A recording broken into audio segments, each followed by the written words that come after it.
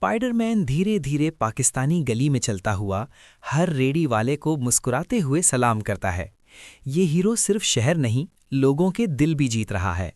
Spiderman चाट वाले भाई के करीब आता है और धीमी आवाज में कहता है, भाई अपना सामान संभाल लो, पीरा फोर्स वाले आ रहे हैं। चाट वाले के चेहरे पर घबराहट साफ नजर आती है। अब स्पाइडरमैन गोलगप्पे वाले उस्ताद को इशारा करता है, कप सीधे रखो, बाल्टी साइड में, और याद रखना बाद में ये ना कहना कि बताया नहीं। गोलगप्पे वाला फौरन हरकत में आ जाता है। चाय वाले चचा के पास पहुंचकर स्पाइडरमैन मुस्कुरा कर कहता है, चचा जी चाय कमाल है, मगर अपना स्टॉल संभाल लो क्योंकि पीरा फोर्स बिल्कुल करीब है। चचा सर हिलाकर शुक्र अदा करता है। अपनी जिम्मेदारी पूरी करके स्पाइडरमैन वेब शूट करता है और हवा में गायब हो जाता है। गली के रेहड़ी वाले सुकून का सांस लेते हैं क्योंकि उनका हीरो उन्हें पहले ही वार्निंग दे चुका होता है।